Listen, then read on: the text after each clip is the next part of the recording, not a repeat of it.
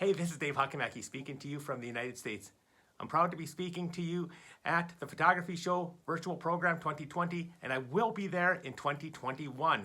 This program is all about business. It's called Stop Starving, Make Money with Your Photography. Guess what we're going to do? We're going to jump right into it and help you make more money.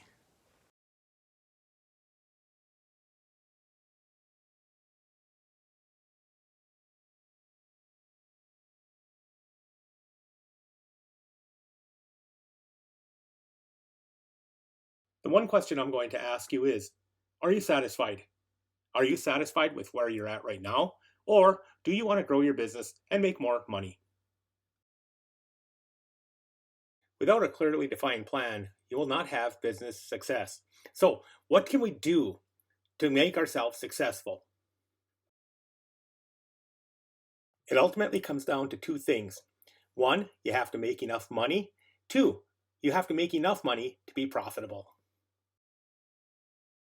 Some people give up too quickly and they miss out on those opportunities. Some people just keep digging and they keep digging until they reach their goals. Let's take a look at what we can do to reach those goals and eliminate those losses and earn those profits. Yes, this is business. It's all about profits, the P word. As the definition says, without profits, you will not continue in business. You will fail. So, what can we do to earn those profits and minimize any losses and subsequent failure of the business? The first step toward profits is get rid of the dogs. Hey, I'm an animal lover. I love my pets. I'm not saying get rid of them. I'm saying get rid of the jobs that don't make you any money. These are those jobs that seem to take forever to complete, don't bring in a lot of money, and ultimately chew up a lot of your time when you could focus on more higher quality, higher paying, and more profitable jobs. The first thing you need to do is to make a plan. Yes, you actually have to make a plan and stick with it. Without a plan, you'll just be trying things at random. You need to determine what your strengths and weaknesses are. Basically, what are you good at and what do you need to improve upon? Without a proper plan, you won't do things in the correct order. You'll be trying things, you'll be going out of order, you'll forget what you did, and ultimately, this is going to waste a lot of time and money trying things and not being effective.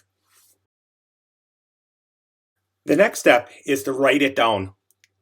Yes, write it down on paper. Type it in on the computer.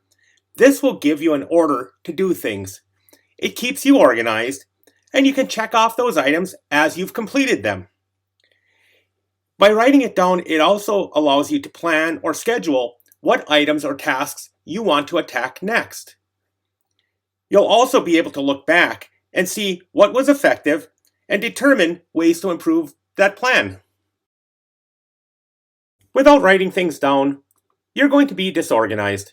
You'll ultimately waste a lot of money and time and effort trying things at random. You'll also appear disorganized to your customers. Your customers are putting their faith in you that you're going to be professional, efficient, and the master of all tasks.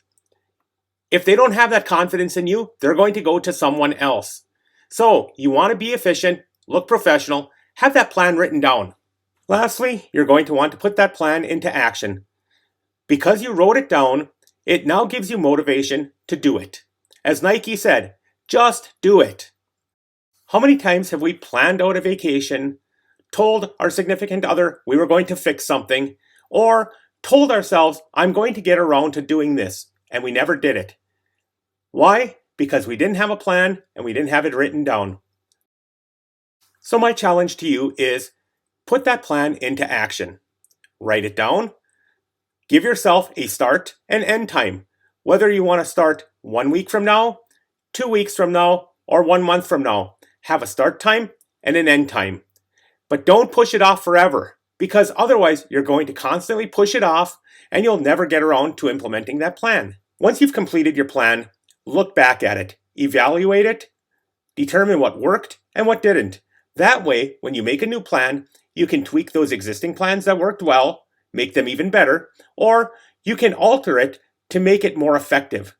If you don't look back on it, you'll continually try to throw darts and hope that it works. This way, you're going to be ultimately efficient, effective, and you'll make more money. Okay, change starts now. Here's where we start changing our business for the better. What's the first thing we're going to do? The next one is to get visible. How hard is it to find you on Google? Can I find you? Can your clients find you on Google? That's a big thing for us to look at now. Okay, photographers in Birmingham, I'm sorry to burst your bubble, but if I search for photographers in Birmingham, there are 131 million results. Which one of those are you?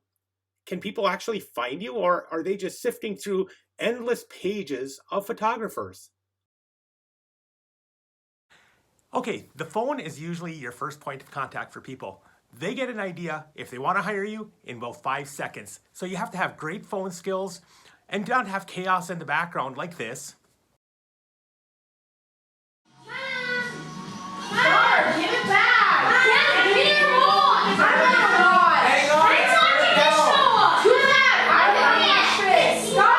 Raspberry puzzle! Give it back! Stop! Give it! Too bad! Quiet! Cutting edge photography? Yes. Okay, once that chaos is done, now comes the fun part. You have to book them.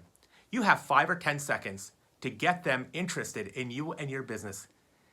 If they're calling about price, which is often the case, they want to just hear a number so they can move on and find out who has the next cheapest price. You will never win. Guess what we want to do? Forget about price. This is business.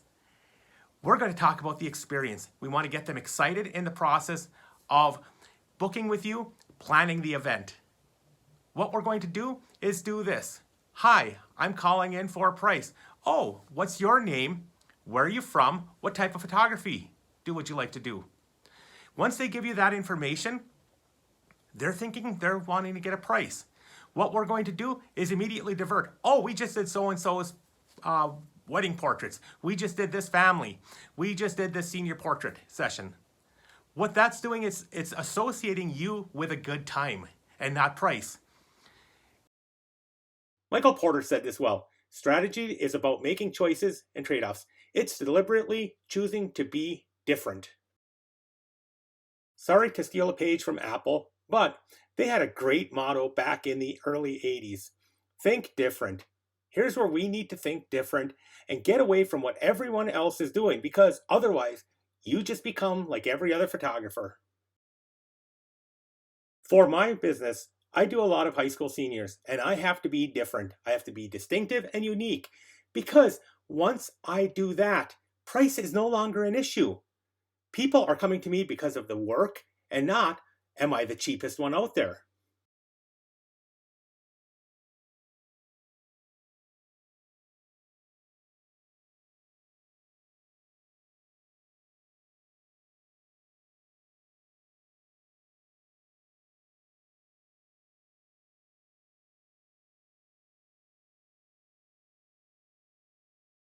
For my sessions with high school seniors and families, I use an iPad. This creates an experience for the family member. They get to see the images pop directly from my camera through a Wi-Fi card and to my iPad. This allows them to be actively involved in the whole process. They're excited, it builds a sense of anticipation, and it prepares them for purchasing down the road. During this session, you want to prepare the client for purchasing. When you're taking photos, you'll also be talking about this location will look great on your wall. This type of image will look great on this finish. This prepares the client ultimately for buying. Product selection. This is offering unique sizes, shapes, and finishes to your client. These are items that your client cannot get anywhere else, or at least very easily. If you're offering just traditional size prints on photographic paper, they can get that anywhere. And ultimately, now they can compare price. Here are some of the items that I offer: canvases, metals, acrylics, wood prints, album blocks. hardcover books. These are items that offer a premium finish and a premium service to the client. This allows me to charge a higher price as well as make more money in the end. Let's talk about money. This is a great topic. I know a lot about it. I've taught micro and macroeconomics at the college level, and my business has done exceptionally well by using these practices that I'm going to talk about. In Michigan, the minimum wage is about $17,680. That's a minimum wage job working 40 hours a week for 52 weeks a year. Annually, in the United States, the median household wage is about $52,000. That is what a household takes in, or if you are a single person, that is what you would take in. So for a business, let's use this example. Let's just say we sell $200 worth of products. We would have about 150 clients, and that would make about $30,000. That's not a lot of money. The law of demand in economics says as price goes up, you lose customers, and inversely, as price goes down, you gain customers. So should we gain more customers by lowering our price? Well, what do we do that? Let's do this and lower our prices to $150. If we lower our price to $150, we will gain clients. And in this case, 180 clients times $150 is, wait a minute, $27,000. We're losing money. Why would we want to make less and work harder? Why don't we become good business people and think through the process, and let's work on our pricing and become better business people? Let's take the example of if we sell more and become better salespeople, and use the example of let's increase our sales to $400. We will ultimately lose customers due to the law of demand. But if you do the math and look at it, we come up with $54,000. That's significantly more than we were making before. What if we become really good business people and we double our sales and we go up to about $800 in sales? We're ultimately going to lose more customers. Our total revenue will be now $72,000. Right now, we're working less, we're making a lot more, and we're working smarter. So in essence, we want to work less, make more, and do this by being a better salesperson and a better business person.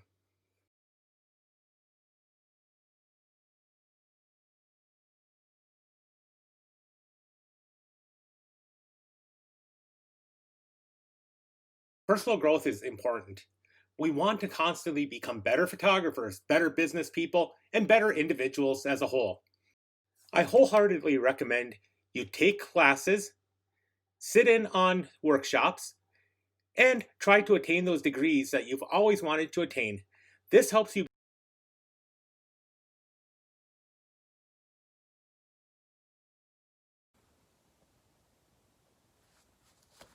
Okay, we don't need that. We're more than 2 meters apart. Guess what? Everybody's been hit hard by the COVID-19 issue. And as photographers, we've all been hit exceptionally hard because we've lost a lot of revenue. We've been dealt with stay-at-home orders, or just clients not doing photography, or weddings moving to another year, or just canceling outright. That's been hard on everybody, including myself. I lost a lot of work over the spring and summer. I've had weddings move to the next year, and some just canceled. What can we do as photographers and make our business recession-proof, COVID-proof, and basically make it better? Well, first off, you want to look at where things are going. Plan ahead. Make sure you have enough money bankrolled that you can withstand a 3-month or 6-month recession. You don't want to be basically living on, peanuts. You want to essentially have money that you can draw on to continue your business, continue marketing, and do better. Secondly, there's always photographers that are going to go out of business. I've seen a lot of photographers just close up shop. Guess what? They're leaving behind clients. Find those clients. Take those on as your own. And lastly, always look for new opportunities out there in the COVID. Market yourself as I'm COVID compliant. I'm taking your safety into account. People will come to you. Guess what? Right now, I am busier than I was last year. That's a great thing. I'm out every day shooting. We're maintaining distance. We're doing hands-off treatment. We're sanitizing in between. We're taking all precautions to keep people safe. That's what you need to do. And people will recognize that and come to you as the professional. Find those markets, dig deep, market to them, and ultimately that business will come to you. So, with COVID, it's been difficult on us all. I hope you're all being safe, and I hope that you take this as a learning experience and an opportunity for the future to make yourself a better photographer and a better business person. Good luck out there, stay safe, and if everything goes right, you'll see my smiling face without this on in 2021. So are you ready to make that change? I hope you are, because if you keep doing the same thing, you're going to get the same results. If you take those risks, you take that leap of faith, and you implement those smart business decisions, you will do better in your photography business and you will make more money. So stop starving. Make more money with your photography. Okay, I found this in a fortune cookie. Yes, a fortune cookie.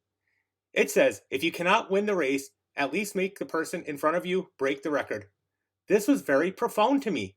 I stuck this in my wallet and it basically disintegrated. What this means is, if I'm not going to be number one, I'm going to be on the heels of the person in front of me. So use this as inspiration, use this as a goal for yourself, and try to be a better photographer and business person and make your photography dreams come true. Hey everybody, I hope you follow me on social media. You can follow me on Facebook, Twitter, or Instagram. You can email me, we can trade stories, talk about photography, talk about business, or whatever.